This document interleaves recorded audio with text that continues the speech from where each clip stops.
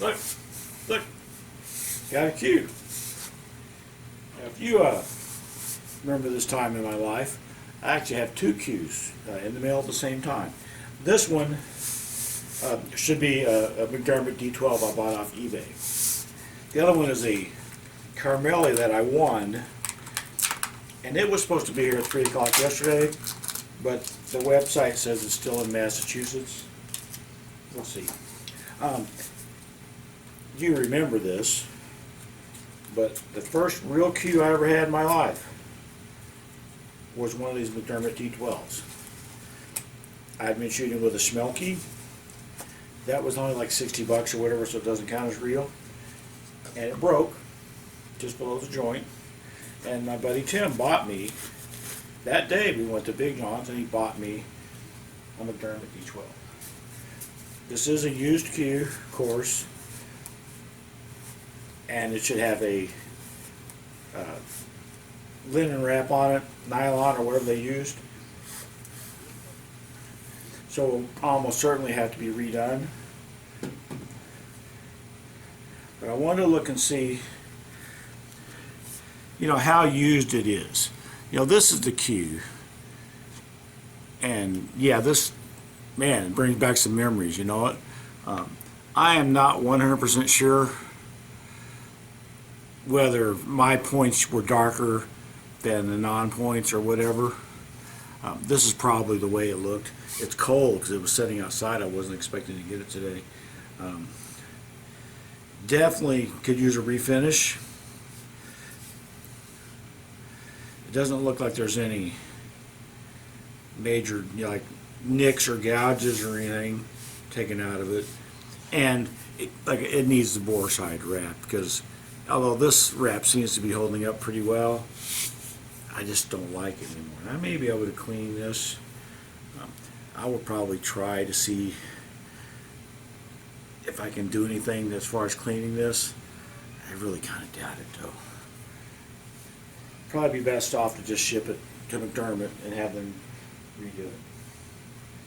Refinish it and rewrap it. It also came, I'm almost positive, with one shaft, yeah. And so, matching shaft. The shaft looks to be worn out quite a bit more than the rest of the cue. This up here, where it's red, it actually looks brown. I'm going to see if it... Yeah, so the shaft is definitely in more used type condition. To the point where I can't even be 100% positive that this is the shaft that belongs to this cue. I have no reason to think that it's not.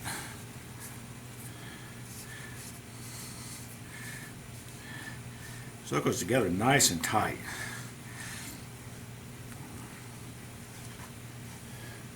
And it certainly needs a tip.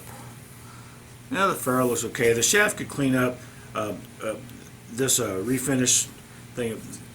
The refinishing is going to have to happen. I 100% don't know when I'm going to do that. I'm going to take this in and show Brian. Well, my plan is next Friday I'm off work, and I'll take this and show Brian along with my Caramelli, which I hope I get between now and then. Again, that was supposed to be here yesterday. I can't really juice this up because it needs a tip. You know, and you never know. I may throw this shit on a lathe and try to do something with it. A lot of this down here just seems like dirty and stuff. Maybe a magic eraser would help. I can't juice anything up because there's not very much tip on this thing. Shaft is nice and straight. And it's skinny too. That old D12 was one that I really wish I'd kept. But back then, like, who on earth would ever need more than one cue? And I just bought that Sean, my SL7. So I sold it. And the guy that bought it from me, Jim something or other, Jim of Jim and Kim fame. Oh, what was his last name? I don't remember. But guy at the shanty. I said he liked how skinny the shaft felt, and the shaft felt skinny because I'd been sanding on it because I didn't know what I was doing. This kind of feels the same way. It feels nice and smooth though, for being dirty. So this is just my second one, the first shot.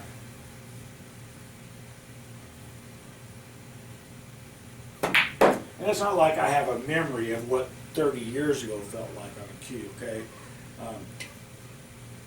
The old McDermott's were definitely butt heavy. If I did have a memory, it would be that my old cue was a little bit heavier. But yeah, 30 years, so we just don't know. So this is it. I just got to do some thinking of what I want to do and try. I don't want to ruin this ring work by trying to clean it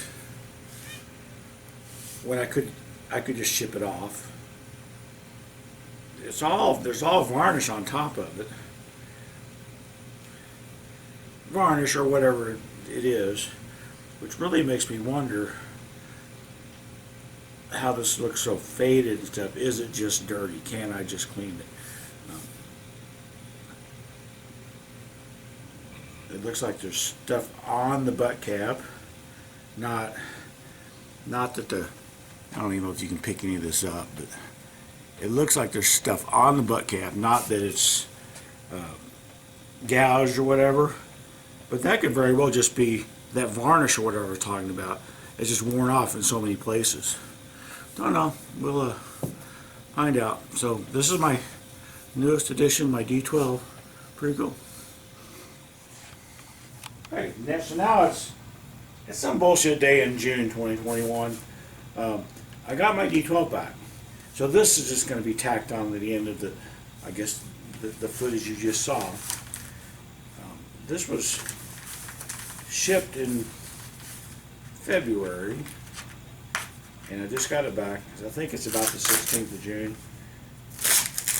It'll be on the DOE. And I looked at it briefly when I went to pick it up.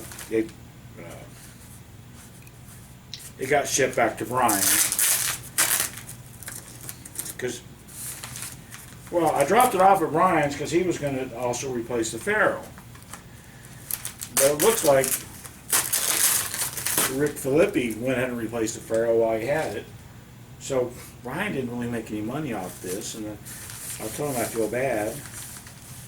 It's also not my fault. Also got a PHR butt back that I chipped off in the same thing to get repaired, but nobody cares about that for the purpose of this video. It's just going to be a spare PHR butt. So, as I said, I did look at this, but I didn't look super close. And now I'm going to try to look a little bit more close. The things that I saw were absolutely. Rick Filippi did a phenomenal job, both refinishing it, it just feels smooth as hell, and putting on the boar's hide wrap. I did notice that the M is like a little bit faded. It looks to me like he probably just sanded this down, or the equivalent of it. And I had been curious if I was going to have a logo at all by the time he got done, or if he was going to, get a toothpick and some green paint and go back over it. Maybe I'll do that. Probably not, because I would screw it up. But the main thing I want to look at on this, this is the shaft. Again, the shaft looks freaking great. He put a new ferrule on it. There was a pretty good sized gap in the old ferrule. Feels great. The main thing about this cue, and you probably remember if you just got done watching this, was the ring work on the shaft. I'm looking at it down here and you can't even see it. The ring work on the shaft, where it's red on this part here, was brown. It just looked so bad. This looked bad, but this looked really bad. Like it was almost the wrong shaft for the cue. It was really hard to tell. So I'll just show the camera what they look like right now. I'm looking at the little viewfinder on the camera, and it looks pretty damn good to me. And I'll look at it over here under some light. It's actually a little bit funny. The ringwork on the shaft now looks a little bit better than the ringwork on the butt. The ringwork on the butt is a little bit more faded, but they absolutely match. They absolutely match the colors down here.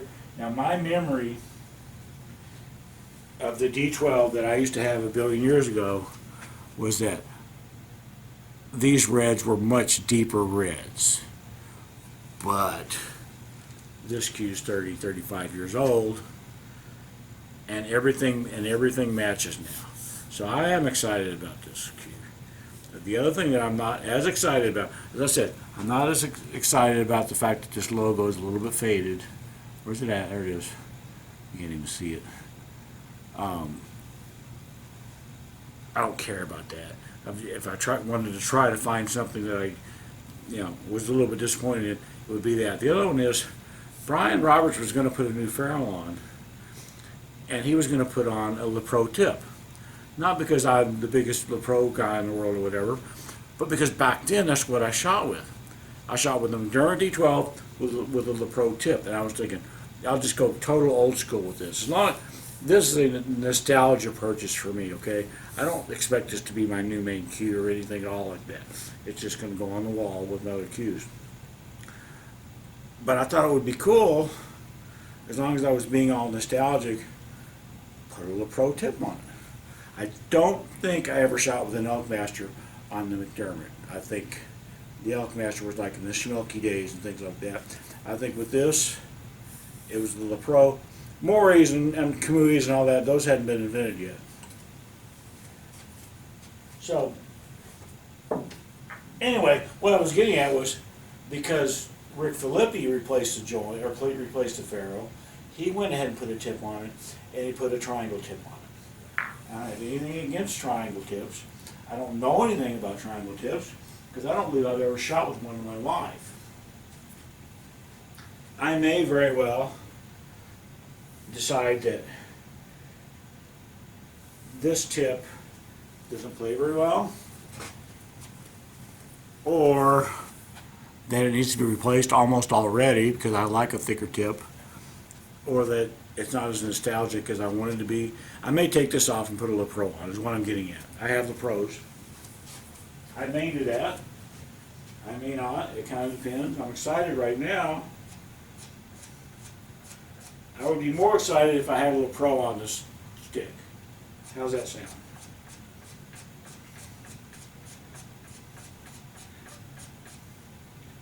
It's kind of, I don't know if they're related or not, but I use triangle chalk. The rest of the world uses master for the most part. The rest of the pool playing American world, I guess, I think they use triangle on snooker a lot. I don't know if a triangle tip and a triangle chalk have anything to do with each other. The same company or not, I have no idea. So this is going to just be a new ceremonial first shot. Well, first shot, I believe, with a triangle tip. And I made shots, so I don't have to throw the cue away. That's nice. I'm definitely going to be playing with this tonight, next couple nights, whatever, just to relive the old days, the old glory days. As I've said before, I probably said it in the previous segment, I became a good player with one of these D12s. I became a serious player with one of these D12s. I became almost certainly the top league player in Omaha with a D12. A lot of things that I can attribute to a cue just like this. This is like $120 back in when did I even get this? Probably like 86 or something like that. Like $120. I didn't pay for it, my buddy Tim did. That was nice of him. This is going to be cool. It's going to be a nice thing to do. Hit some balls around with this. See if anything at all jogs my memory. I don't expect that to happen. I don't expect to break and run 85 racks of 8-ball or anything like that either. I think it'll just be fun, just be interesting. Probably not as interesting to anybody else as it's going to be to me, but it's my damn camera and my damn video, so there we go. And this is the deal. Everything looks, well, I wouldn't say brand new, because the reds do look just a little bit faded, and because of the McDermott logo. I wouldn't say brand new, but everything else is freaking fantastic and perfect. And I will talk at you later.